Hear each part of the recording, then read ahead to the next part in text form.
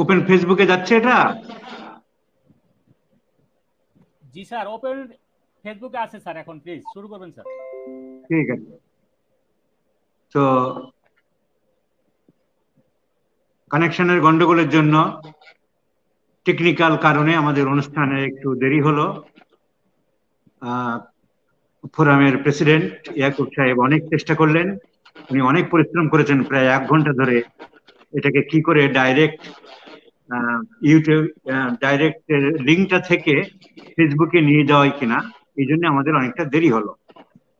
তাহলে আজকের অনুষ্ঠানে যে গুণী হোমিওপ্যাথরা প্রথমে আলোচনায় এসেছিলেন, ইয়াকুব সাহেব তো বটেই, অনন্য মান্নান সাহেব, নজরুল ইসলাম সাহেব এবং রুহুল আয়ন সাহেবকে আমি আমার শ্রদ্ধা, অন্তরের ভালোবাসা জ্ঞাপন করছি। আপনারা প্রত্যেকেই খুব গুণী গুণী মানুষ, এবং এই এতক্ষণ ধরে সবাই ধৈর্য ধরে আছেন অনুষ্ঠানটা সুষ্ঠুভাবে পরিচালনা করার জন্য। যেহেতু পরিচালক মন্ডলীতে আপনারা আছেন, আপনাদের অসংখ্য ধন্যবাদ। আমি চলে আসছি আমার মূল টপিকে, ইউটেরাইন হেমারেজ। তো ইউটেরাইন হেমারেজ, ইউটেরাস কথার মানে হলো জরায়ু বাংলায়। এর আরেকটি ইংরেজি আছে মেট্রা, METRA। তাই ইনফ্লামেশন অফ দ্য ইউটেরাসকে আজও বলা হয় metritis. The metra word has come from Greek word, Latin word. So hemorrhage from the uterus or hemorrhage from the metra, প্রকৃতির একটা সহজাত নিয়ম।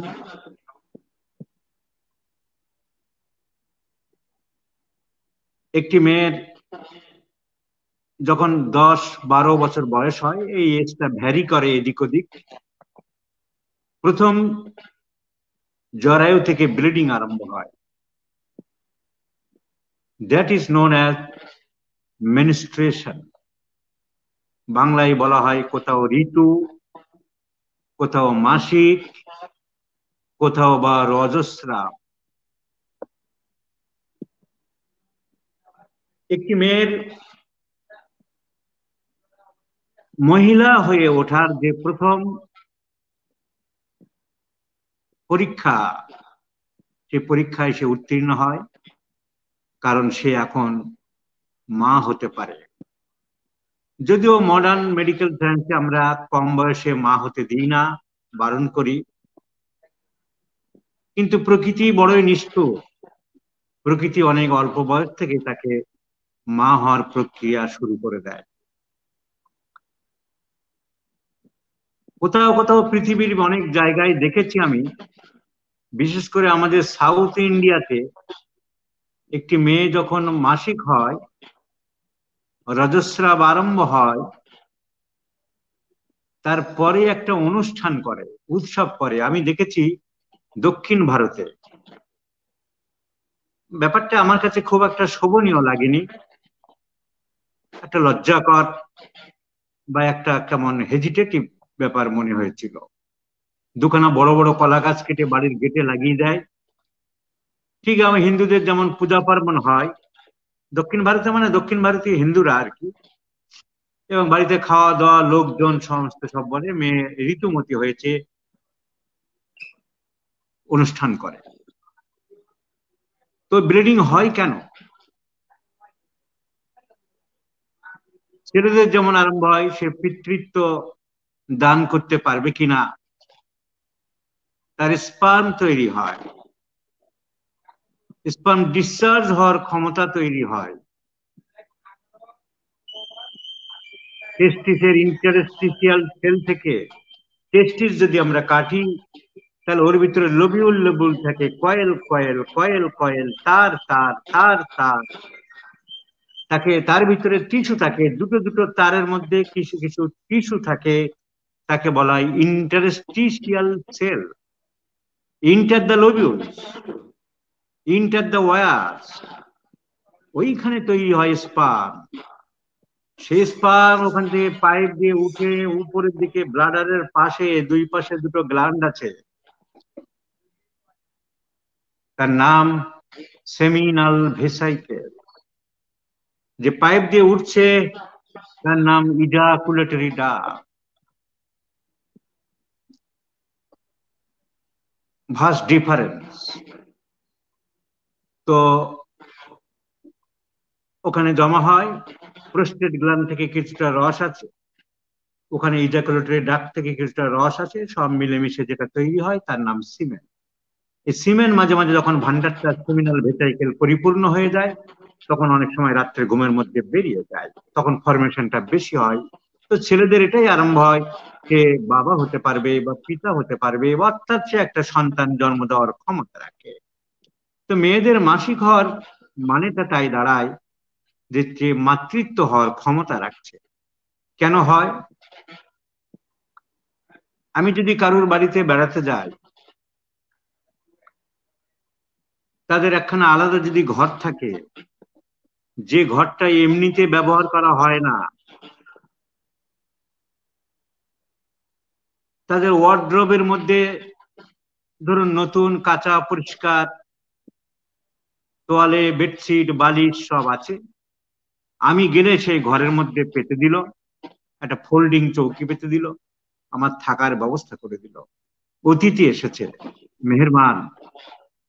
পরের দিন সকালবেলা আবার সমস্ত তুলে পরিষ্কার করে ওয়ার্ড্রোবের ভিতরে ঢুকিয়ে রেখে দিল। এই কাজটাই হচ্ছে জরায়ু। কিন্তু এখানে কি হয়, এখানে আমি গেলে, মেহেরমান গেলে তবে ওয়ার্ড্রপ থেকে জিনিসপত্রগুলো বের করে রেডি করে আমাকে শোয়ার বা থাকার ব্যবস্থা করে দিচ্ছে।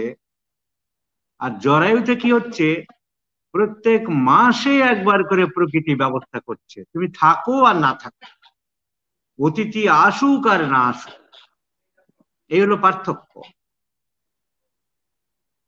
আমি যদি না যাই, আমার জন্য যদি বিছানা করে রাখে কোনো বাড়িতে, তোশক, নতুন ধোয়া বেডশিট, বালিশ, মশারি, তাহলে সেগুলো তুলে রেখে দেয়। আমি হয়তো ফোন করে বললাম যে বিশেষ কারণে আমি যেতে পারলাম না, আবার তুলে রেখে দেয়।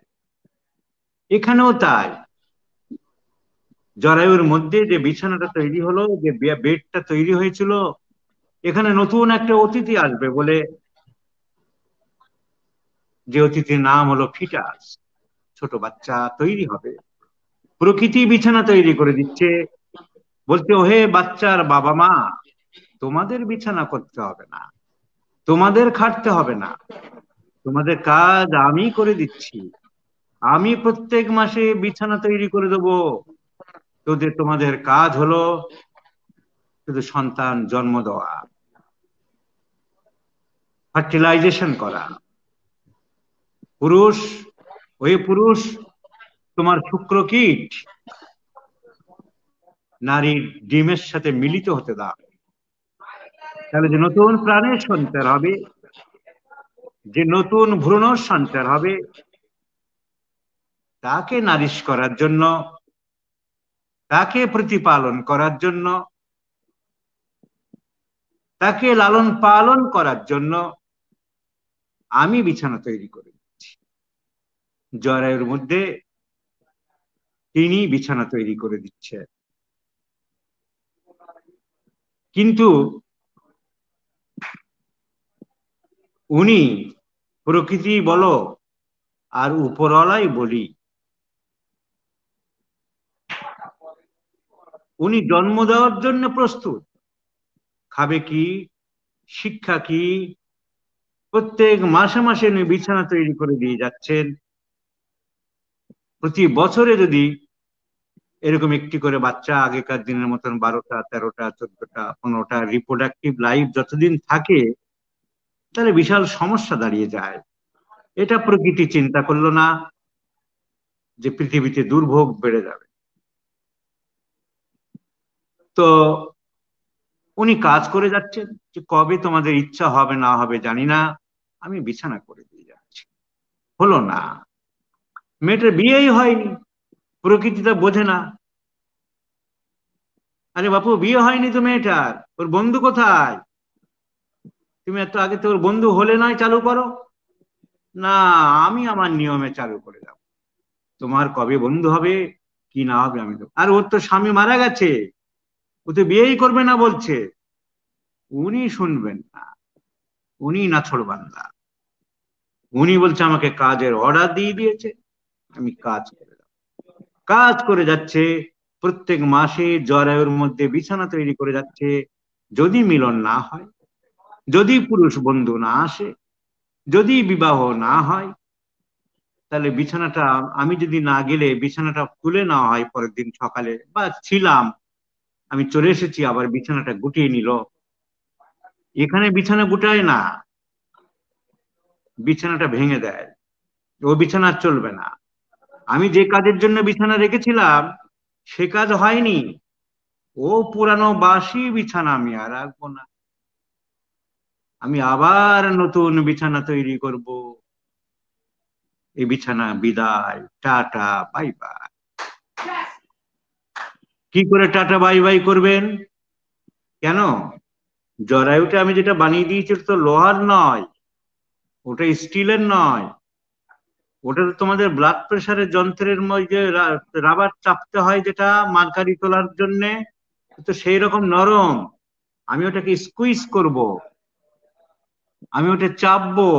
চাপলেই যে বিছানা আমি তৈরি করেছিলাম সেই বিছানা ভেঙে টুকরো টুকরো হয়ে বেরিয়ে যাবে। আর চাপার জন্য সামান্য একটু ব্যথা লাগতে পারে, কারোর একটু বেশি কম হতে পারে। তাহলে যে বিছানাটা তৈরি হয়েছিল প্রত্যেক মাসে, সেই বিছানা যখন ভেঙে চলে যাচ্ছে, তার নাম হলো মাসিক, মেনস্ট্রুয়েশন। আর চাপে বের করার জন্য একটু ব্যথা হতে পারে। এই মাসিক কি করে হয়, কেন হয়, সেগুলো ফিজিওলজির ব্যাপার, অ্যানাটমির ব্যাপার, এটা আজকের টপিক নয়। সংক্ষেপে মাসিক জিনিসটা যারা জানে না তাদের বললাম যে প্রত্যেক মাসে প্রকৃতির নিয়মে মেয়েদের জরায়ুর মধ্যে একটা বাচ্চাকে প্রতিপালন করার জন্য, প্রকৃতির জানে না বিয়ে হয়েছে কি বন্ধু আছে কি ও তার হাজবেন্ড মারা গেছে বোঝে না, উনি এ ব্যাপারে বড্ড অবুঝ, উনি বিছানা বানিয়ে যাচ্ছে। তাহলে বিছানা বানাচ্ছেন, আবার বিছানা ভাঙছে। আমি গড়বো, আমি ভাঙবো, আমি তোমাদের মানুষ তৈরি করেছি, আমি যা ইচ্ছা তাই করব। তা করুন। ওই ডিসচার্জের নাম আমরা দিলাম মেনস্ট্রুয়েশন, বা মেনোরিয়া, বা মেনসেস, বা রজ, বা মাসিক, বা ঋতু। মেনস্ট্রুয়েশন আমরা ডাক্তারিতে বলি মেনসেস বা মেনস্ট্রুয়েশন। অনেক লোক ভুল করে মিন্স মিন্স বলে। এক হাই স্কুলের ইংরেজি মাস্টার বলছে, ডাক্তারবাবু বলুন, আমার ওয়াইফের মিন্সের বড় Gond. Being an English teacher, don't you know the correct English? It is means. মিন, মিন মানে মানে, হোয়াট ডু মিন, তুমি কি মানে করতে চাইছো? আর কোনোদিন বলবেন না, বলবেন মেনস্ট্রুয়েশন অর মেন্সেস। ইংরেজিতে আরো অনেকগুলো নাম আছে, ক্যাটামেনিয়া, যারা পুরানো দিনের ইংরেজি ম্যাথমেটিকা পড়ো তারা দেখতে পাবে নাম আছে ক্যাটামেনিয়া। সো মেনস্ট্রুয়েশন, ক্যাটামেনিয়া, মেন্সেস, অল আর সেম। বাংলায় বলা হয় রজ, ঋতু, মাসিক, এরকম বলা হয়। বিভিন্ন ভাষায় বিভিন্ন শব্দ বলা হয়। আমি একটু আগেই বলেছি যে আমাদের দক্ষিণ ভারতে দেখেছি অনুষ্ঠান করে মাসিক হলে সেই মেয়েদের একটা।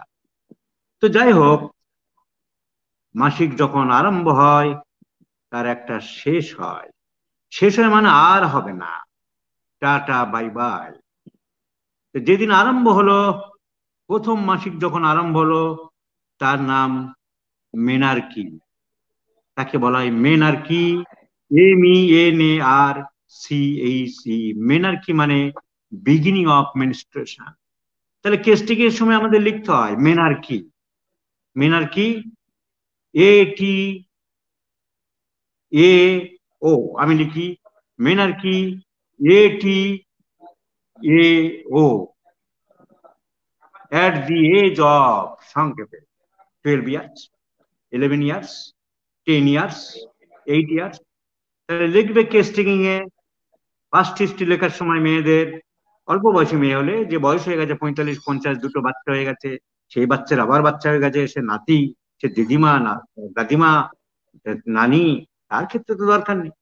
একটা অল্প বয়সী মেয়ের তার চিকিৎসা করছি, তার ক্ষেত্রে আমরা অনেক সময় লিখতে পারি মেনার্কি কবে আরম্ভ হয়েছে, at the age of 8 years 9 years 16 years 18 years 18 years যদি হয় মেনার্কি লেট, যদি 8 বছর হয়েছিল menarche early early so early menarche there are medicines calcarea calcarea phos bovista phosphorus ipeca belladonna tuberculinum there are so many menarche late. ডাক্তারবাবু আমার মেয়ের তো 14 বছর হয়ে গেল 15 বছর হয়ে গেল, এ কি ব্যাপার, 17 বছর হয়ে গেল এখনো মাসিক হলো না, আমি তো চিন্তায় পড়ে গেলাম। মেনার্কি late আলসেটিলান graphites cyclamen নেট্রামিউর CPR many drugs আর দেয়ার। মেনার্কি আমরা তো এক লাইনে চিকিৎসা করব না, এগুলো আমাদের জানতে হবে। আমরা রাজারামন বিশ্বাসের বই ফলো করে এক লাইনে গাঁজাখড়ি চিকিৎসা করব না।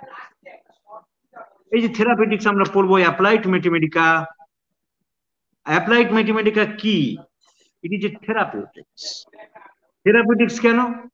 আপনি তো ক্লাসিক্যাল হোমিওপ্যাথির কথা বলেন, আপনি তো বলেন যে holistic approach, treat the patient as a whole. হোমিওপ্যাথিতে থেরাপিউটিক্স এর কোনো স্থান নেই, তাহলে থেরাপিউটিক্স কেন? অ্যাপ্লাইড ম্যাথমেটিকা মানে কিন্তু থেরাপিউটিক্স, এটা ভদ্র নাম, গাল ভরা নাম। অ্যাপ্লাইড ম্যাথমেটিকা মানে ম্যাথমেটিকা যেখানে অ্যাপ্লাই করতে, আমার কাছে যন্ত্র থাকলে হবে তো না, যন্ত্রটা তো অ্যাপ্লাই করতে হবে।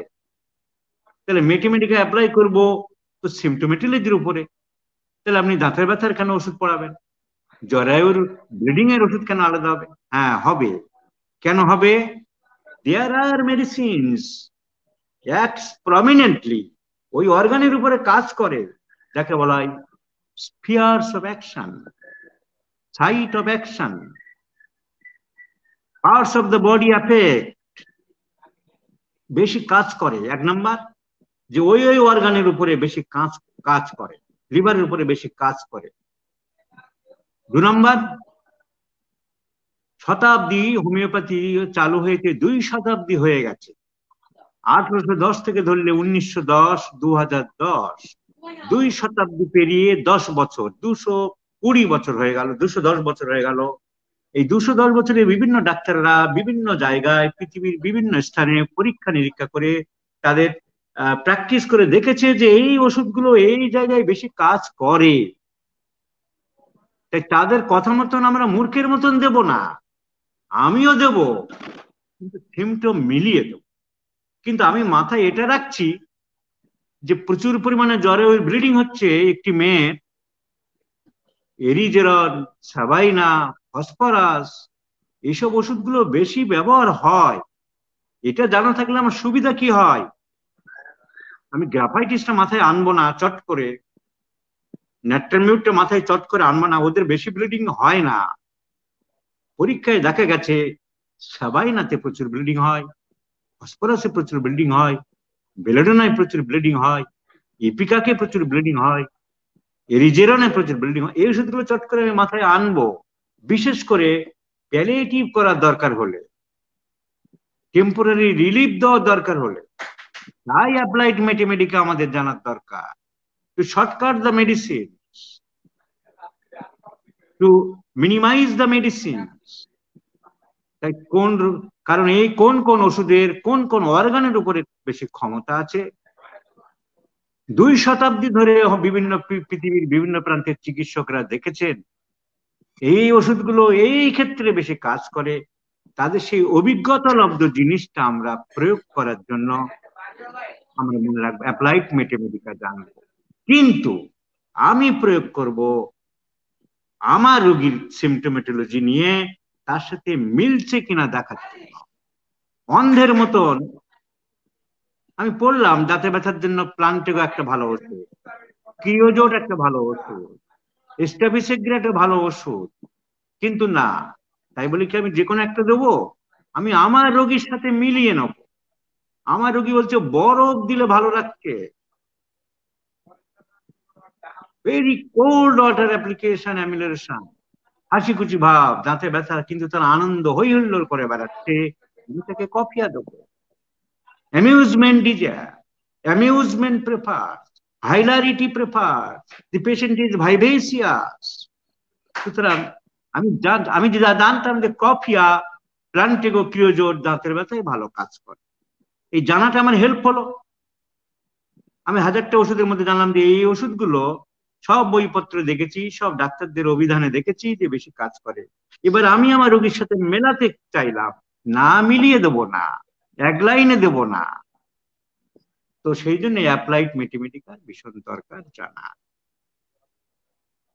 আমরা যখন অ্যাপ্লাইড ম্যাথমেটিকা পড়াবো, আমরা যখন অ্যাপ্লাইড ম্যাথমেটিকা শেখাবো, আমরা যখন ওষুধটা প্রেসক্রিপশন করার টেকনিক বা আর্ট ধরাবো, তখন এই হলিস্টিক অ্যাপ্রোচেই শেখাবো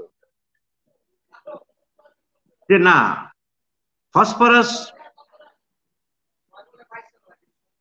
ব্লিডিং এ, হেমারেজে, ইউট্রাইন হেমারেজে দিতে গেলে তোমাকে দেখতে হবে ফসফরাসের মতন দেখতে কিনা।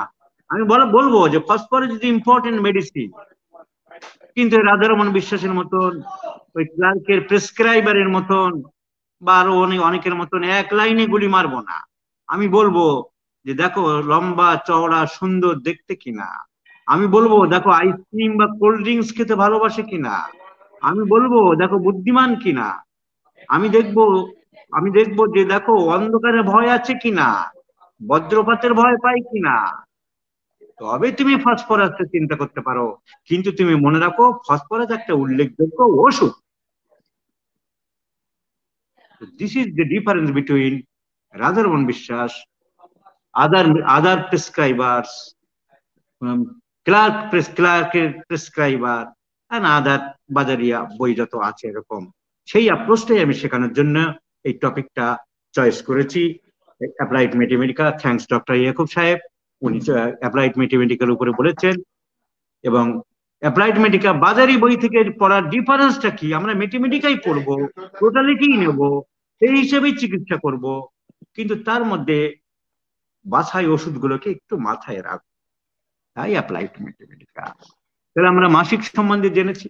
এই মাসিকের বিভিন্ন ফর্ম আছে। আমরা একটা জানলাম যে বিগিনিং, এন্ড বলা হয়নি, শেষ হয়ে গেলে যখন আর মাসিক হচ্ছে না। এই বিগিনিং এর বয়স ভ্যারি করে, গড়ে 10 থেকে 12। আমাদের দেশে গড়ে 10, 11, 12 এরকম হয়। কারো আর্লি হতে পারে, কারো একটু লেট হতে পারে। তো মেনার্কি যদি আর্লি হয় তাকে বলা হয় প্রিকসিয়াস মেনার্কি। প্রিকসিয়াস মানে নর্মাল সময়ের আগে হয়েছে। যদি ডেভেলপ বাচ্চাদের, যে কোনো বাচ্চা লম্বা হয়ে যাচ্ছে, বড় হয়ে যাচ্ছে, তাকে বলা হয় প্রিকসিয়াস ডেভেলপমেন্ট। এবার করি নাম, lycopodium, phosphorus, calcarea carb, phosphoric acid, calcarea phos, precocious development. উল্টো ডেভেলপমেন্ট হচ্ছে না, ডর বামন বেঁটে থাকছে, বুদ্ধি হচ্ছে না, বা ওই জন্য বাচ্চারা ভ্যারাইটি কার, মেডোরিনাম, সিপিলিনাম, বিউফোরানা, ইটসেট্রা। তেমনি তাহলে মেনস্ট্রুয়েশন মেনার্কি প্রিকসিয়াস হতে পারে। এবারে বলছি আমি শেষ হয় কখন, তার গড় বয়স হচ্ছে 42 থেকে 45। একটু এদিক ওদিক হতে পারে। কারো আছে এমন রোগী পেয়েছে আমি 38 বছর বন্ধ হয়ে গেছে ডাক্তারবাবু, আমার তো 37 বছর হতে পারে। হোমিওপ্যাথির ফর্মুলাতে এখানে প্রযোজ্য, man differs from individual to individual. স্বতন্ত্রীকরণ, মানুষ একজন থেকে আরেকজন আলাদা। তো তাকে বলা হয় মেনোপজ। মাসিক যখন চিরদিনের মতো বন্ধ হয়ে গেছে তাকে বলা হয় মেনোপজ। বা আরেক নাম হচ্ছে ক্লাইমেক্সিস, আরেক নাম হচ্ছে ক্লাইমেক্সিস, বা আরেক নাম হচ্ছে ক্লাইমেক্টারিক পিরিয়ড, বা আরেক নাম হচ্ছে চেঞ্জ অফ লাইফ। পরিবর্তন হয়ে যায় মেয়েদের জীবনের, তাই অ্যাকচুয়ালি শব্দ হচ্ছে মেনোপজ অর ক্লাইম্যাক্সিস। ওই পিরিয়ডটাকে, সময়টাকে গড়ে বলা হয় ক্লাইমেক্টারিক পিরিয়ড।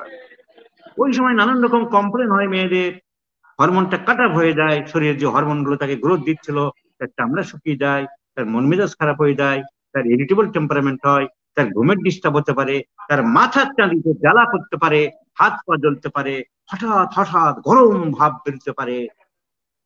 একে বলা হয় ক্লাইমেক্টারিক সিন্ড্রোম বা মেনোপজাল সিন্ড্রোম বা ক্লাইমেক্টারিক এলমেন্টস। তো বন্ধ হওয়ার নাম হলো মেনোপজ আর ক্লাইম্যাক্সিস। তখন যেসব সিমটোমাটোলজি দেখা যায় তাদেরকে বলা হয় ক্লাইমেক্টারিক এলিমেন্টস বা মেনোপজাল সিনড্রোম। এর আরেক নাম চেঞ্জ অফ লাইফ। পরিবর্তন হয়ে যায়, ব্রেস্ট গুলো শুকিয়ে যায়, চামড়া গুলো শুকিয়ে যায়, জরায়ুর ভ্যাজাইনাল মিউকাস মেমব্রেন শুকিয়ে যায়, তার পার্টনার তারা মেলামেশা করতে পারে না ঠিক মতন, ইচ্ছাও কমে যায়, চুল কিছু উঠে যায়। তো সেই জন্য বলা হয় change of life. Psychological problem হয়, এই আমি এবার বুড়িয়ে যাব, এই সর্বনাশ হয়ে গেল, আমি তো এত সুন্দরী ছিলাম, ডাকটাইটে সুন্দরী ছিলাম, আমার সৌন্দর্যতা আর তো থাকবে না। তো চেঞ্জ মনে এবং শরীরে চেঞ্জ হয় বলে এর আরেক নাম হচ্ছে চেঞ্জ অফ লাইফ, জীবনের পরিবর্তন। তো এই যে মাসিক আরম্ভ হলো আর শেষ হলো, এর মধ্যে যখন মাসিক চলে বিভিন্ন সময়ে বিভিন্ন রকম সিমটম দেখা দিতে পারে। নর্মাল যখন প্রত্যেক মাসে পিরিয়ডটা হচ্ছে তার নাম হচ্ছে মিনস্ট্রুয়াল পিরিয়ড, পিরিয়ডটার নাম, বা মিনস্ট্রুয়েশন ফ্লোটার নাম। তো নর্মাল মিনস্ট্রুয়েশন কতদিন পর পর হয়? 28 প্লাস মাইনাস 4 ডেজ, 28 থেকে 4 দিন আগে বা 4 দিন পরে। তার মানে 24 থেকে 32 দিনের মধ্যে হলে আমরা মোটামুটি নর্মাল বলা হয়। যে নর্মাল মেনস্ট্রুয়াল সাইকেল। সাইকেল কেন বলা হয়? এই দুই চাকার সাইকেল নাকি ক্রিং ক্রিং ক্রিং যাচ্ছি? না, সাইকেল মানে যা ঘুরে ঘুরে আসে, ঘুরে ঘুরে আসে, তাকে বলা হয় সাইকেল, সাইক্লিক ওয়ে। হার্ট যেমন একবার পাম্প করছে, রক্ত বের করে দিচ্ছে, তাকে বলছে সিস্টোল।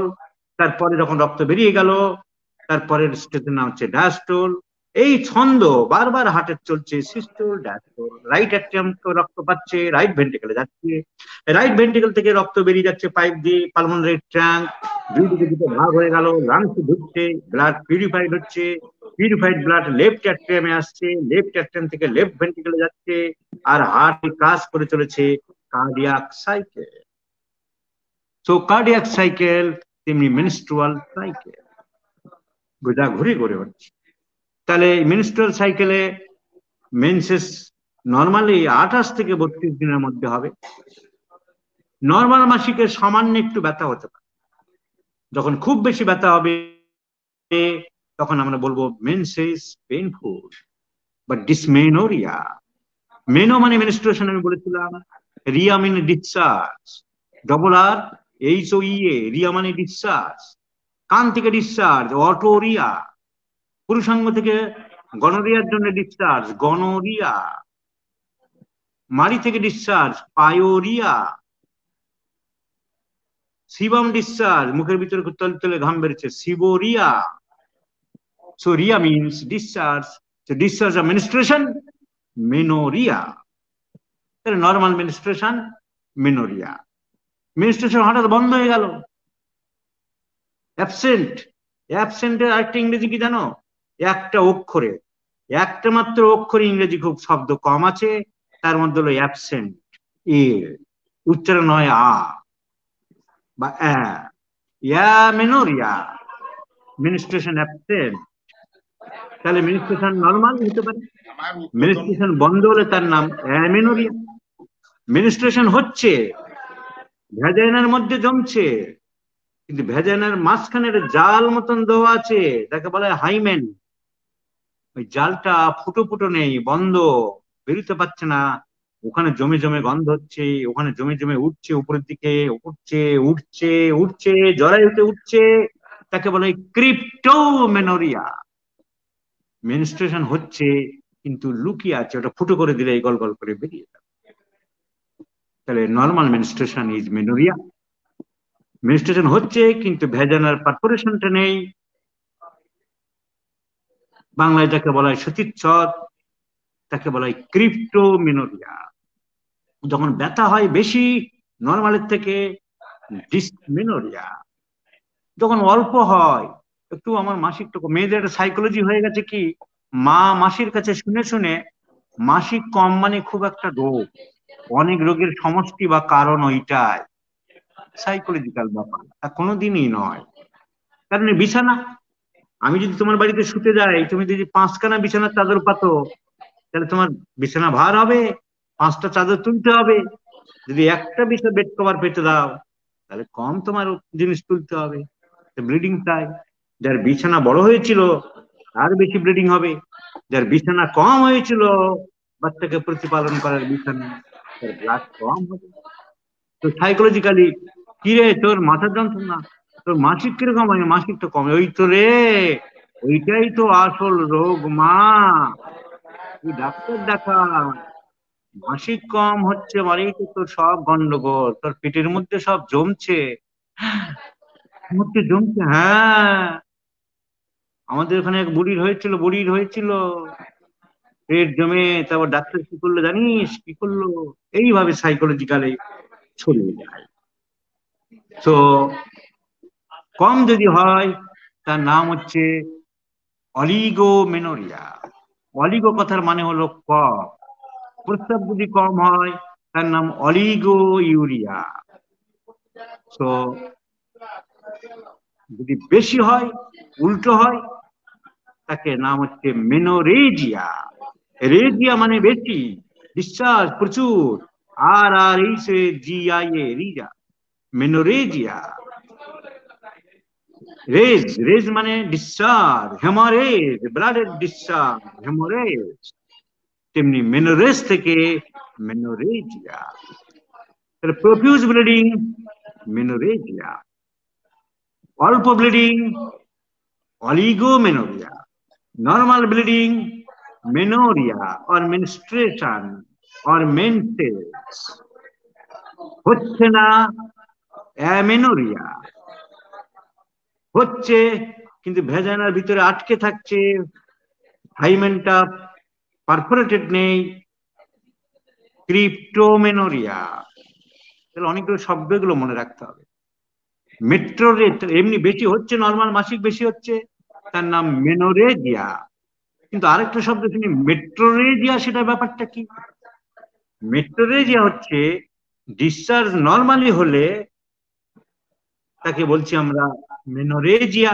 নর্মালি একটু বেশি হচ্ছে, নর্মাল তো মেনোরিয়া, কিন্তু নর্মালি অথচ বেশি মেনোরেজিয়া, নর্মালি অথচ কম অলিগোমেনোরিয়া, নর্মালি অথচ বেশি মেনোরেজিয়া। তাহলে মেট্রোরেজিয়া কি জিনিস? মাসিক তো বেশি হলে আমরা জানলাম মেনোরেজিয়া। মেট্রো কথার মানে কি? মাঝখানে, মেট্রোপলিটন সিটি, দেশের মাঝখানের city. Metro dairy, metro rail, যে রেল শহরের মাঝখানে ঘুরছে। তাহলে 2 মাসিকের মাঝখানে ব্লিডিং হচ্ছে অনিয়মিত, যেটা হওয়ার কথা ছিল না, যেটা নর্মাল, যেটা অ্যাডভেন্টেশিয়া, যেটা অ্যাবনর্মাল, দ্যাট ইজ মেট্রোরেজিয়া। যখন তখন অনিয়মিত ব্লিডিং হচ্ছে, মেট্রোরেজিয়া। মেট্রো মিনস মাঝখানে, 2 সাইকেলের মাঝখানে। এ মাসে মাসিক হয়েছিল 1 তারিখে, 4 দিন ছিল, 5 দিন 6 দিন 7 দিন ভালো ছিলাম, তারপরে আবার যখন তখন ব্লিডিং আরম্ভ হলো, আবার 3 দিন ভালো ছিলাম, আবার 4 দিন 5 দিন ব্লিডিং আরম্ভ হলো, এই করতে করতে আমার পরের মাসের আবার নর্মাল মাসিক আরম্ভ হয়ে গেল। তাহলে 2 মাসিকের মাঝখানে যখন প্রচন্ড ব্লিডিং চলছে, তার নাম মেট্রোরেজিয়া। নর্মাল মাসিকের নাম হলো মেনোরিয়া, পেনফুল মাসিকের নাম হলো ডিসমেনোরিয়া, ডিস মানে পেনফুল। কম মাসিকের নাম হলো অলিগোমেনোরিয়া। 2 মাসিকের মাঝখানে অত্যন্ত বেশি ব্লিডিং, মেট্রোরেজিয়া। আর নর্মাল মাসিক বেশি, মেনোরেজিয়া। আর মাসিক হচ্ছে না, মেনোরিয়া। এই শব্দগুলো খেয়াল রাখতে হবে। এই শব্দগুলো খেয়াল রেখে আমরা এবার আসবো ইউটেরাইন হেমারেজ। তার মানে আমি যে চ্যাপ্টার করছি তার মধ্যে সবগুলো cover. Normal menorrhoea, menorrhagia, metrorrhagia, এই সবগুলো কভার হবে। তার সাথে যোগ হবে আরো কিছু অ্যাবনর্মাল ব্লিডিং, যেগুলো বিভিন্ন সময় মেয়েদের দেখা যায়, তাদেরও চিকিৎসা করতে হবে আমাদের। যেমন ডিসফাংশনাল ইউটেরাইন ব্লিডিং, যাকে বলা হয় ডিইউবি। এই ডিসফাংশনাল ইউটেরাইন ব্লিডিংটা একটু বয়সে কোনো কারণ নেই, যখন তখন ব্লিডিং হয়, তাহলে ওই মেট্রোরেজিয়ার মতোই ইরেগুলার মেনস্ট্রুয়েশন যখন তখন হচ্ছে, তার নাম হচ্ছে ডিইউবি, ডিসফাংশনাল ইউটেরাইন ব্লিডিং। এটাকে আমাদের চিকিৎসা করতে হবে। রোগীর এসে বলবে, তাহলে আমাকে মেনোরেজিয়ার চিকিৎসা করতে হবে, মেট্রোরেজিয়ার চিকিৎসা করতে হবে, ডিসমেনোরিয়ার চিকিৎসা করতে হবে, পেনফুল মেনস্ট্রুয়েশন। ডাক্তারবাবুর মাসিক হচ্ছে, কিন্তু মাসিকের সময় প্রচুর পরিমাণে ব্লিডিং হচ্ছে।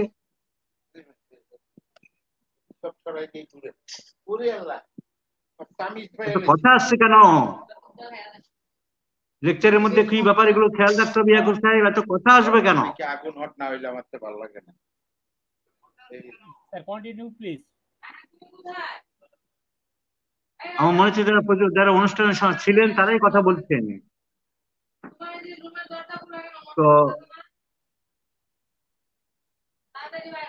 ইনঅ্যাটেন্টিভ হয়ে যায় যাবে।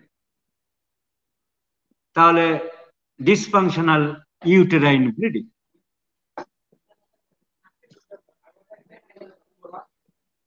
প্রেগনেন্সির সময় ব্লিডিং হতে পারে।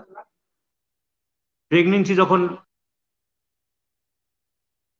নষ্ট হচ্ছে, ভেঙে যাচ্ছে, থাকতে চাইছে না, তাকে অ্যাবর্শন বলে। এই অ্যাবর্শনে নানান রকম ইংরেজি আছে, নানান রকম শব্দ আছে, নানান রকম টাইপের আছে। যখন একেবারে ভেঙে জরায়ু থেকে নষ্ট হয়ে গেছে, বেরিয়ে যাবে মনে হচ্ছে, তাকে আটকানোর জন্য আমাদের চেষ্টা করতে হবে। তার নাম হচ্ছে ইনইভাইটেবল অ্যাবর্শন। তার যে একটা ব্লিডিং হয়, সেই ব্লিডিং এর জন্য আমাদের কাছে রোগীর আসতে পারে। যখন প্রেগনেন্সিটা একেবারে নষ্ট হয়ে গেছে, গন্ধ ডিসচার্জ বেরোচ্ছে, খারাপ হয়ে গেছে, সেপটিক অ্যাবর্শন। ন্যাচারাল হতে পারে, এমনিতেই তারা বাচ্চা নষ্ট করতে চায়নি, কলতলায় পড়ে গেছিল, বাচ্চা নষ্ট হয়ে গেছে, ব্লিডিং হচ্ছে, তার ভিতরে ইনফেকশন হয়ে গেছে, সেপটিক অ্যাবর্শন। আবার আর্টিফিশিয়ালি চাইছিল না বলে কোনো হাতুড়ে ডাক্তারে গিয়েছিল, সে কাটাছাড়া করে বের করে দিয়েছে টেনে টুনে, তারপরে সেপটিক হয়ে গেছে, তাহলে সেপটিক অ্যাবর্শন হতে পারে।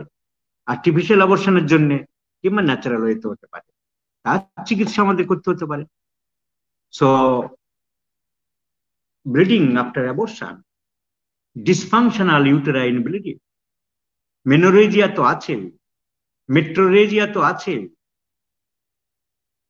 এছাড়া প্রেগনেন্সির সময় মাঝে মধ্যে আরো ব্লিডিং হতে পারে। তাকে বলা হয় 7 মাসের পর থেকে হঠাৎ হঠাৎ ব্লিডিং হতে পারে, আমার কাছে আসতেই পারে, আমাদের কাছে আসতেই পারে। তার নাম অ্যাক্সিডেন্টাল হেমারেজ। তার নাম অ্যাক্সিডেন্টাল হেমারেজ।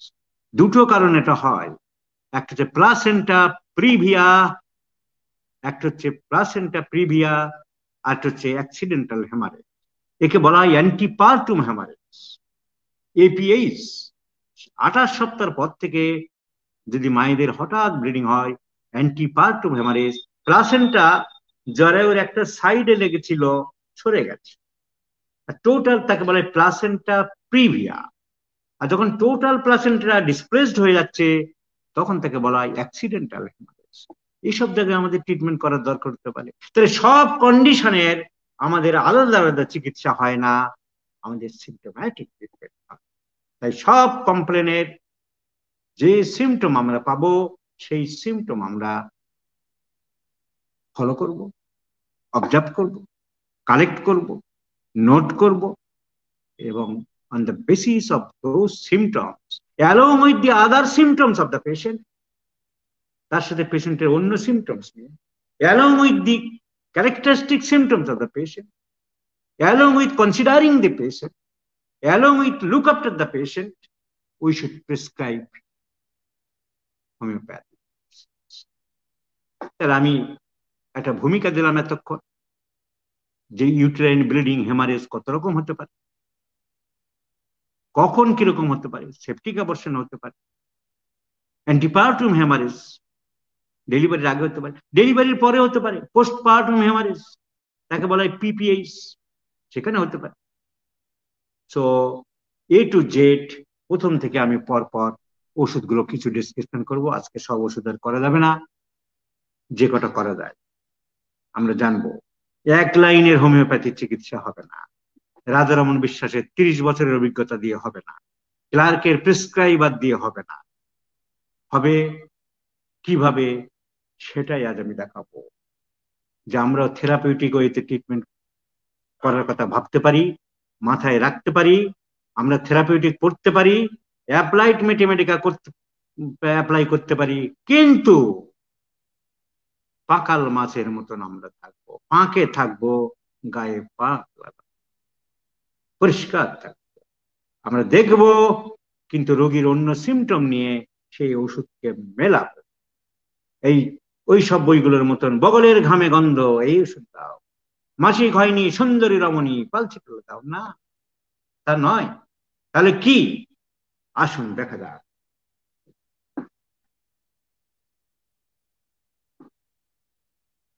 দুই রকম ওষুধ আমরা ব্যবহার করি, একটা হচ্ছে প্যালিয়েটিভ মেডিসিন, একটা হচ্ছে কনস্টিটিউশনাল। কোন কোন ক্ষেত্রে রোগীকে আমাদের আপাতত ইমপ্রুভ করতে হবে, তাকে বলবো আমরা প্যালিয়েটিভ। তো let's discuss one by one. Ambra grisea, অ্যামব্রাগ্রিসিয়ার প্যালিয়েটিভ বলে কিছু নেই, আমরা কনস্টিটিউশনাল ট্রিটমেন্ট করতে পারি। দুটো পিকিউলার সিমটম, মলত্যাগের সময় ভ্যাজাইনাল ব্লিডিং, পায়খানা করতে গেছে, মলত্যাগ করতে গেছে, কিন্তু vaginal bleeding.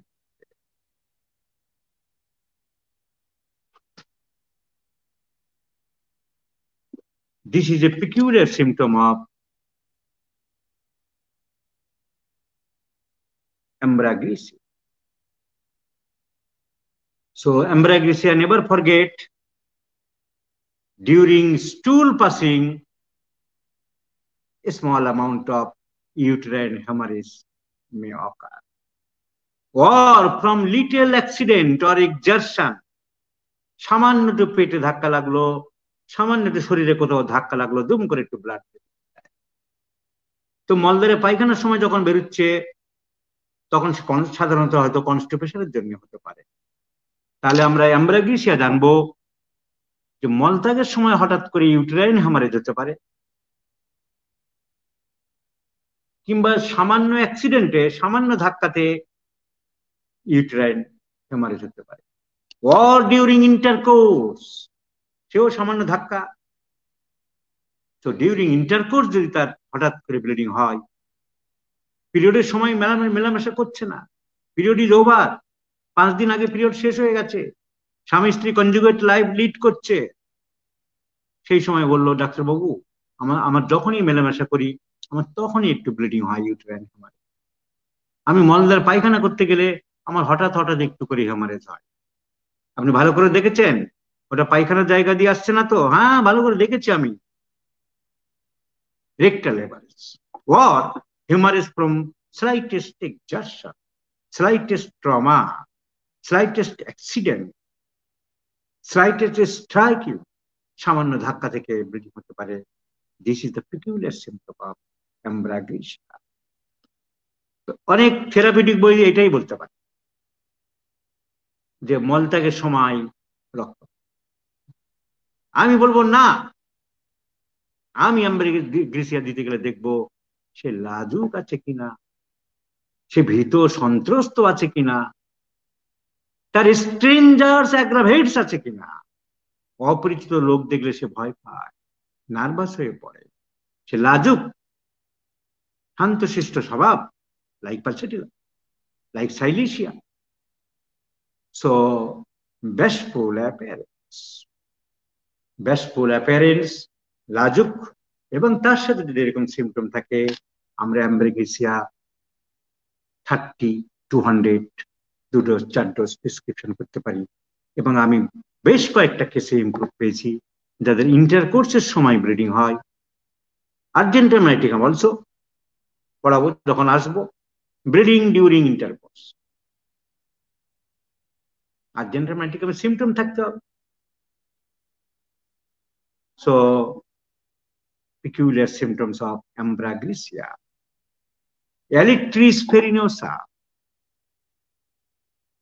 profuse bleeding with dysmenorrhea, পেটে কামড়ে কামড়ে ব্যথা হয়, severe uterine pain, cramping pain, contracting pain, grasping pain, colicky pain, পেটে ব্যথার সাথে প্রচুর পরিমাণে ব্লিডিং হচ্ছে, আমরা অ্যালিট্রিস ফেরিনোসের কথা ভাববো।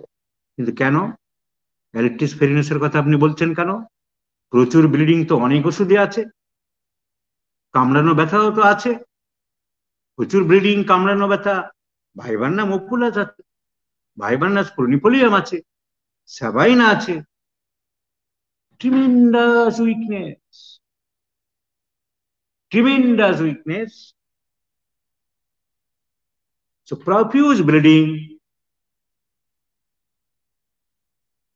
with severe cramping pain in the lower abdomen, with profound prostration, চলতে পারছে না, হাঁটতে পারছে না, কথা বলতে পারছে না। This is a palliative medicine. You may prescribe lower dose, 3x, 6 or mother like. So this is elytris farinosa. Alumina, scanty menstruation, পরিমাণে কম, but every menstruation followed by tremendous weakness, সাংঘাতিক দুর্বলতা। Cocculus indica, Carboanimelis and alumina, every menstruation followed by tremendous weakness. তাহলে এরকম থাকতে পারে যে কোনো বইয়ে লেখা যে মাসিকের পরে প্রচন্ড দুর্বলতা, অল্প মাসিক, অ্যালুমিনা। আমি বলবো না, সেই অ্যাপ্লাইড ম্যাথমেটিকা এই অ্যাপ্লাইড ম্যাথমেটিকা নয়। আমি কি শেখাবো? তোমাকে দেখতে হবে সেই মহিলা কি লিউকোরিয়া আছে, অ্যালুমিনা পাসেস প্রফিউস লিউকোরিয়া, তার কি রক্ত, ছুরি এসব দেখলে ভয় লাগে, fear of blood, fear to see the knife, সে কি কনস্টিপেটেড, তার কি irregular stool, hard stool, very difficult to pass, every time she gives great strain, খুব চাপ দিতে হয়, কোথা নিয়ে দিতে হয় তবে একটু পায়খানা বেরোয়। সে কি আলু অপছন্দ করে, কিন্তু কিংবা আলু সহ্য হয় না, পোটাটো ডিসঅ্যাগ্রি অর অ্যাভারশন, হয় সহ্য হয় না নতুবা খেতে চায় না। সে কি তাড়াহুড়ো করে সব ব্যাপারে, হাস্টিনেস, সব কাজকর্ম hurriedness and hastiness, like argentum nitricum, like medurinum, like lilium tigrinum, like tarantula hispania, like hypersulfur, like mercurius. So hardiness, constipation, aversion or disagree of potatoes, irritable temperament, aversion to meat, মাংস খেতে চায় না, তবে আমি অ্যালুমিনার কথা ভাববো যদি তার মাসিক কম হয় এবং প্রত্যেকবার মাসিকের পরে দুর্বলতা হয়। এই অ্যাপ্লাইড ম্যাথমেটিক্স আমি শেখাতে এসেছি, এই অ্যাপ্লাইড ম্যাথমেটিক্যার কথা বলতে এসেছি। আর সেই অ্যাপ্লাইড ম্যাথমেটিক্স, এই ধরনের অ্যাপ্লাইড ম্যাথমেটিকা বা থেরাপিউটিক যারা বলেছে এক লাইনে দাও, সেই সব রাধারমণ বিশ্বাসদের বই আমি ডিসকাস করার কথা বলার জন্য আজ এখানে হাজির হয়েছে। ওইভাবে সমাজ নষ্ট, দেশ নষ্ট, হোমিওপ্যাথিক সমাজ নষ্ট হয়ে যায়। যেমন টিন স্টারে দেশ নষ্ট হয়, ফিল্ম স্টার, ব্যারিস্টার আর মিনিস্টার, তেমনি ওই সব পাতা এক লাইনের থেরাপিউটিক্স দিয়ে চিকিৎসা হবে না, আমি সমর্থন করি না। কিন্তু আমি থেরাপিউটিক্স পড়াচ্ছি, আমি অ্যাপ্লাইড ম্যাথমেটিকা পড়াচ্ছি। আমি তার সাথে কি শেখাতে চাইছি, আমি কি বোঝাতে চাইছি, আমি এটাই দেখাতে চাইছি হলিস্টিক অ্যাপ্রোচ বাদ দিয়ে কিছু হবে না, টোটালিটি বাদ দিয়ে হবে না, তাহলে তুমি রোগ সারাতে পারবে না। And that may not be called homeopathy, তাকে তুমি হোমিওপ্যাথি বলতে পারবে না। সো অ্যারেক্টিস ফেরিনোসা, প্রচুর মাসিক, প্রচুর পেট ব্যথা, কিন্তু অসম্ভব দুর্বলতায় তুমি প্যালিয়েট করতে পারো, মাদার দিয়ে হোক, 3x দিয়ে হোক, 6 হোক। মাদার অনেকে বলে, হোমিওপ্যাথি না, হোমিওপ্যাথি ব্যবহার করছি না, হ্যানিম্যান নিজে প্রচুর ব্যবহার, প্রচুর ব্যবহার। উনি 50 মিলিসিমাল আবিষ্কার করেছেন, কিন্তু থুদা মাদার আঁচিড়ে লাগানোর নিদানকে বাতিল করেন।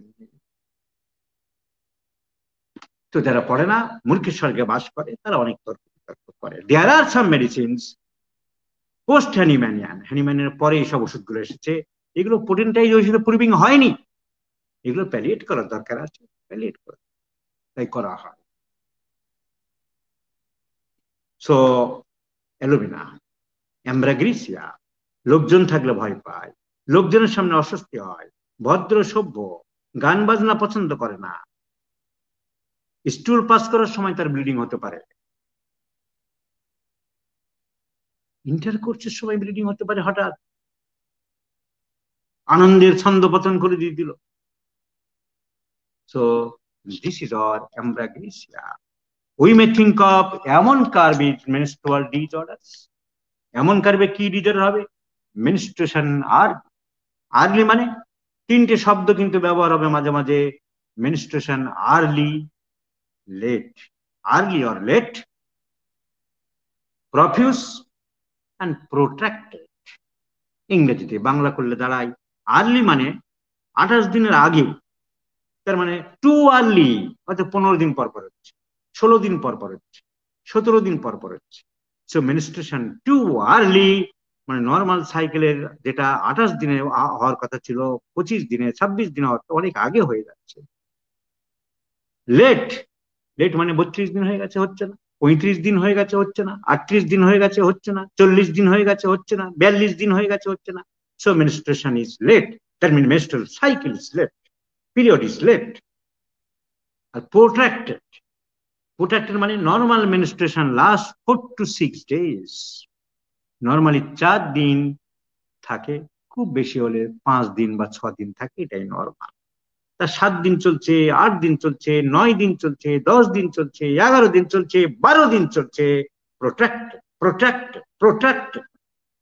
So menstruation early, menstruation late, menstruation profuse, menstruation protracted, অনেক দিন ধরে চলছে, প্রোট্রাক্টেড, 16 দিন, 17 দিন, 18 দিন পর পর হচ্ছে, আর্লি, 32 দিনে হলো না, 35 দিনে হলো না, 40 দিনে হলো না, লেট।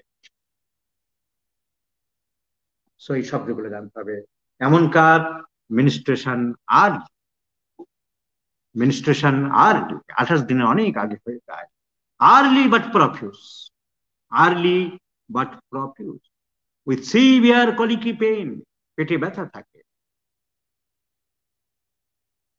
এই পর্যন্ত অনেকে লিখতে পারে বই, কিন্তু না, অনেক ওষুধই আছে। আর্লি মেনস্ট্রুয়েশন অনেক ওষুধই আছে, ক্যালকেরেকার্ব আছে, ববিস্টা আছে, সিপিয়া আছে, সাবাইনা আছে। পেটে ব্যথা অনেক ওষুধে আছে। তাহলে এমন কার্বের বিশেষত্ব কি? সেই বিশেষত্ব হলো রোগীকে চিকিৎসা করা, রোগকে নয়। মেনস্ট্রুয়াল ডিসঅর্ডারকে চিকিৎসা করব না, চিকিৎসা করবো সেই ভদ্রমহিলা। তার আর কি পিকুলিয়ার সিমটম আছে যা কিনা এমন কার্বের নিজস্ব, যা অন্য ওষুধে নেই, বা থাকলে যদি সেই অন্য ওষুধে থাকে আরো ভেরিফাই করব, আরো ফাইনাল ডিফারেন্সিয়েশন করব, আরো ফাইনাল স্ক্রুটিনি করব, to to to identify the medicine, to separate the medicine, to detect the medicine in the correct way, in the correct path. Diarrhea-like symptoms before and during menstruation. পাতলা পায়খানা হয়, কোনোদিন হয় না ডাক্তারবাবু আমার, কোত্থেকে মাসিক হলো তো পায়খানা একদম সেই কদিন ধরে ফ্যার করে। কি সমস্যা বলেন দেখি? So diarrhoea-like symptoms before and during menses, এমন কার, এমন মিউর, ববিষ্টা, ভেট্টামেল বা পালসেটলা। এই রে, এই তো কেলেঙ্কারি করে দিলেন স্যার, এই তো আবার অনেক ওষুধ আছে। তাহলে তাহলে বুঝবো কি করে? হ্যাঁ, তাহলে আরো আমাকে জানতে হবে, তাহলে তো এমন মেউল হতে পারে, ববিষ্টা হতে পারে, ভেট্টামেল হতে পারে, পালসেটল হতে পারে। তাহলে সেপারেট করবো কি করে? দেখবো দেখবো পালসিটাল আর্লি, পালসিটাল আর্লি নয়, পালসিটাল স্ক্যান্টি আছে, কিন্তু পালসিটাল অলওয়েজ লেট হয়, তাহলে পালসিটাল বাদ হয়ে গেল। এই যে মনে মনে ভাবছি, ইট ইজ রেপার্টরাইজেশন। অনেকে বলে আমি রেপার্টরি দেখি না, রেপার্টরি দরকার নেই, মেটিয়া মেডিকা দিয়ে চলে আমি। আরে এটাই রেপার্টরাইজেশন। যখন মনে মনে চিন্তা করে এক একটা বাদ দিচ্ছি, তার মানে কি আমি খাতা কলমে করছি না, কম্পিউটারে করছি না, মনে মনে রেপার্টরাইজেশন করছি। তাহলে আপনার পাতলা পায়খানা হয়? হ্যাঁ হয়। কিন্তু আপনার 15-16 দিন পর পর মাসিক হয় বলছেন, হ্যাঁ, তাহলে তো আপনার পালসিটেলা হবে না। রাগ বেশি না কম? রাগ বেশি। So menstruation early, profuse, severe colicky pain থাকতে পারে, ডায়রিয়া লাইক সিমটম থাকতে পারে, শ্বাস লেডিস টেক্স কোল্ড ইজিলি, সহজে সর্দি কাশি লাগে, তো পালসিটেলা ছিল না। আপনার সর্দি কাশি কেস টেকিং করেছি আমি, কেস টেকিং করে তো ওষুধ সিলেকশন করবো। Case taking has done, case taking has completed, and for every new case we have entered into the new work. আমি এবারে দেখবো, আরে এ কি বলছে, ইনি বলছেন gas is cold very easily, doctor সর্দি কাশি প্রায় লাগে, চান করতে চায় না, অ্যাভারশন টু বাথ, যেমন কার্ব অ্যান্ড ইমপ্রুভ সালফার, তাহলে তো কিছু মিলছে। আর কি হয় ডাক্তারবাবু? আমার দাঁতের যন্ত্রণা হয় মাসিকের সময়, it is called concomitant symptom. মাসিক হচ্ছে তলপেট দিয়ে, তলপেটে ব্যথা হতে পারে, বড়দের থাইয়ে একটু ব্যথা হতে পারে, পেটের উপরের দিকে দাঁতে ব্যথা হবে কেন? স্টাফিসেগ্রিয়া, এমন কার, এইসব ওষুধ দাঁতে ব্যথা, তাহলে এমন কার আলাদা হয়ে গেল।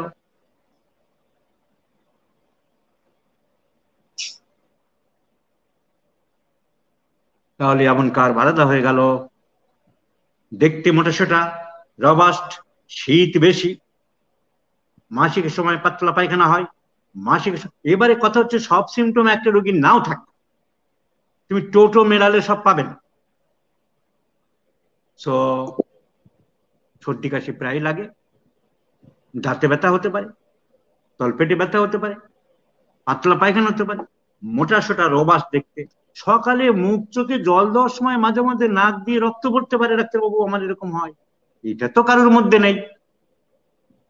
Bleeding from the nose in the early morning when she wants to wash her face, wants to throw the water into the eyes, চোখে মুখে জল দেওয়ার সময় মাঝে মাঝে নাক দিয়ে রক্ত পড়তে পারে, তবে আমরা এমন কাজ ভাবতে পারি এই মহিলার কোনো মেনস্ট্রুয়েশনের গন্ডগোলে বা লিউকোরিয়ার গন্ডগোলে।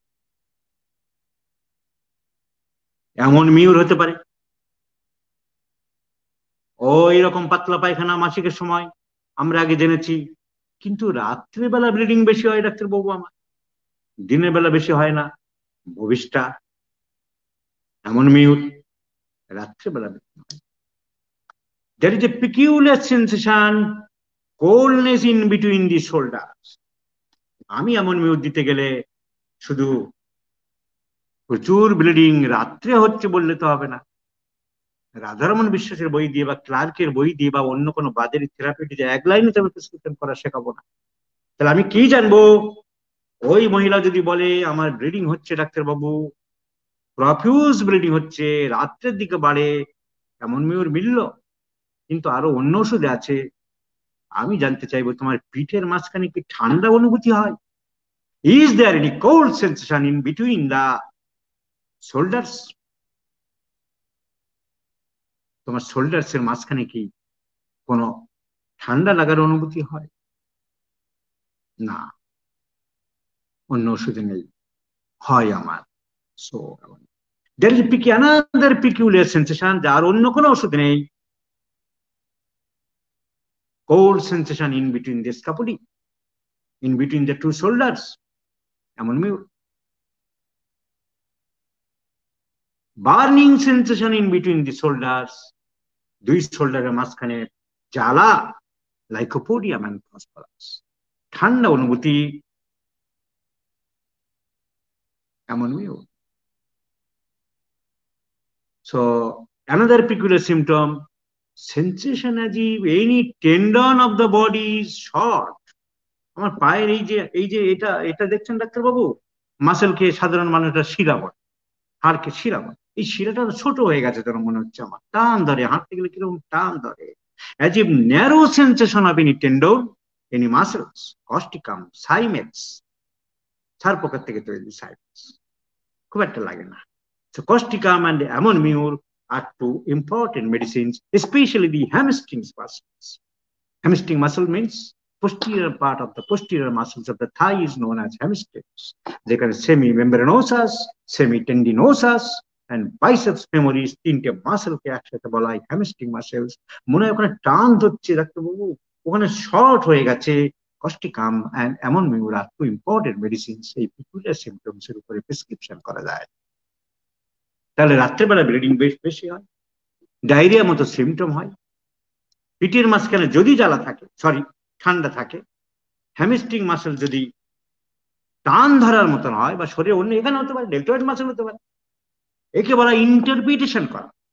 বইয়ে লেখা আছে shortness sensation or contraction sensation in the hamstring muscles specially. আমি ওটিকে অ্যানালিসিস করতে পারি, এবং এই অ্যানালিসিস করার থিওরি দিয়ে গেছে বোরিং হোসেন, আমরা পড়ি না তাই জানি না। What is the part of the disease is also the part of the whole. What is the true of the part is true of the whole, especially modalities and sensations, is given by Boni Hossein in 1832. 1832 সালে বলে গেছে। আমরা তো পড়ি না, জানি না, বুঝি না, শিখি না, শেখার চেষ্টা করি না। আর শিখবো কোত্থেকে? শিখতে গেলে লাগে তিনটে জিনিস। একটা জিনিস ফ্লেকশন। ফ্লেকশন মানে নত হওয়া। আমরা নত হতে চাই, আমরা সবাই নিজেদের পণ্ডিত ভাবতে চাই। জীবনে তিনটে স্টেজে ফ্লেকশন আসে। ওই বর্ন, আমি পড়াচ্ছি অনলাইনে,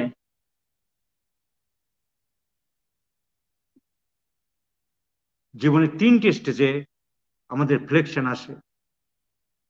আমরা জন্মের সময় এরকম ফ্লেকশন কুড়িয়ে থাকি। So we born in flexion. মৃত্যুর সময় মানুষ এরকম কুড়িয়ে যায়। We die in flexion. আমরা কারোর কাছে শেখার সময় এরকম নতজানু হতে চাই, তবে আমরা শিখতে পারি। We learn in flexion. তাহলে আমরা মনে রাখতে হবে, we born in flexion, we die in flexion, and we learn in flexion. Learning শিখতে পারবে না যদি মাইন্ডের এই ফ্লেক্সিবিলিটি না থাকে। সো আজকের আমাদের টেকনিক্যাল ডিফিকাল্টির জন্য অনেক সময় চলে গেছে। আমি অল্প কিছু আলোচনা করলাম, পরে আবার আলোচনা করব। আজ এখানে শেষ করি। যারা ধৈর্য সহকারে অনুষ্ঠানটি শোনার জন্য দীর্ঘ সময় অপেক্ষা করেছেন, ধৈর্যচ্যুতি ঘটেনি, অনুষ্ঠানটা এখনো শুনছিলেন, তাদের সবাইকে আমি আন্তরিক অভিনন্দন জানাই। সঞ্চালক, অনুষ্ঠানের সভাপতি এবং মাননীয় অতিথি যারা এসেছিলেন, রুহুল আমিন সাহেব, নজরুল সাহেব, মান্নান সাহেব, তারা অনেকক্ষণ অনুষ্ঠান পরিচালনার জন্য সময় দিয়েছেন, টেকনিক্যাল ডিফিকাল্টিস ঠিক করার জন্য। তাদের প্রত্যেককে আমার অন্তরের সশ্রদ্ধ অভিবাদন জ্ঞাপন করি। আজ তাহলে এই পর্যন্ত থাক। তাহলে ইয়াকুব সাহেব, আপনি সমাপ্তি ঘোষণা করুন। শুভরাত্রি সবাইকে। ধন্যবাদ স্যার। আপনি স্যার কষ্ট করে দীর্ঘ সময় আমাদের সাথে ছিলেন, শত ব্যস্ততার পরেও আপনি আমাদের সাথে সময় দিয়েছেন। এজন্য বাংলাদেশ অনলাইন হোমিওপ্যাথিক ফোরামের পক্ষ থেকে আপনার প্রতি কৃতজ্ঞতা জানাচ্ছি, এবং যারা আজকের এই ফেসবুক লাইভটি দেখছেন তাদের সকলের প্রতি কৃতজ্ঞতা জানিয়ে আজকের এই ফেসবুক লাইভটির সমাপ্তি ঘোষণা করছি। ধন্যবাদ সবাইকে।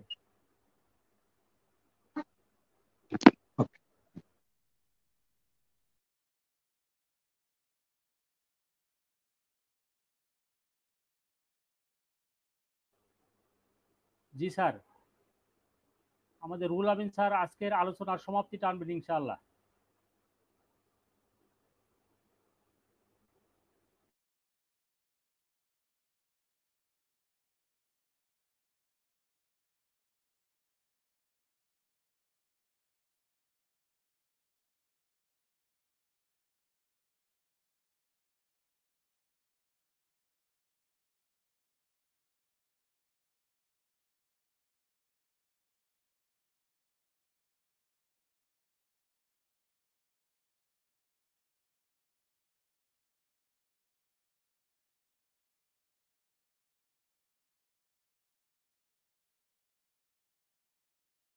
করবো, আরো বিস্তারিত জানবো এবং জেনে ভালো করে কেস টেকিং করে অর্গানন মেডিসিনের নিয়ম অনুসারে আমরা আমাদের ওষুধ নির্বাচন করব এবং ইনশাল্লাহ হোমিওপ্যাথিক চিকিৎসা দিয়ে ভালো ফলাফল পাবো বলেই আমার বিশ্বাস। তো ধন্যবাদ ইয়াকুব সাহেব, ধন্যবাদ রবীন বর্মন সাহেব, এবং এখানে টেকনিক্যাল কিছু সমস্যা হয়েছিল তার জন্য আমরা দুঃখ প্রকাশ করছি। তো ইনশাল্লাহ ভবিষ্যতে ইয়াকুব সাহেব আবারও অন্য কোনো টপিক নিয়ে আমাদের সামনে আসবেন। আমরা আশা করব রবীন বর্মন স্যারকে আমরা অতীতেও পেয়েছি, আশা করি আগামীতেও আবার পাবো। এই বলেই আমি আমার বক্তব্য শেষ করছি।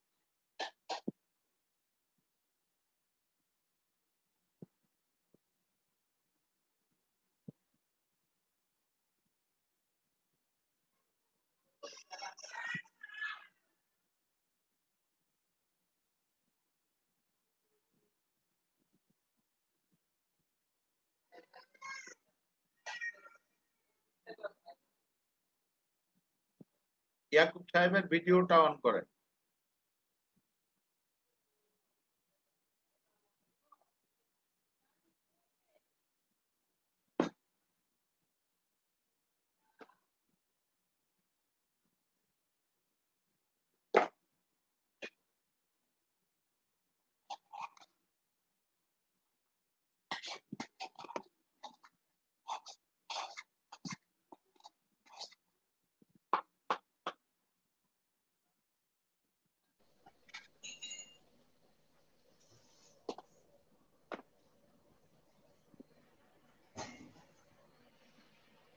ধন্যবাদ স্যার।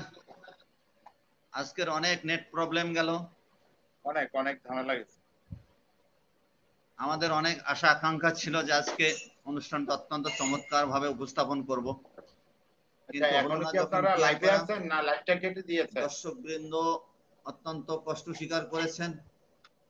আপনিও স্যার প্রথম থেকে শেষ পর্যন্ত না, আমি বসেই ছিলাম। উপস্থিত থেকে আমাদের আজকের লাইভটি অগোছালো লাইভ হলেও তার মধ্যে আপনি থাকার কারণে কিছুটা সান্ত্বনা যে আমরা লাইভ কোন রকমে শেষ করতে পেরেছি। নেটের উপর আমাদের কোনো হাত ছিল না, অনিবার্য কারণে আমরা দুঃখিত। তো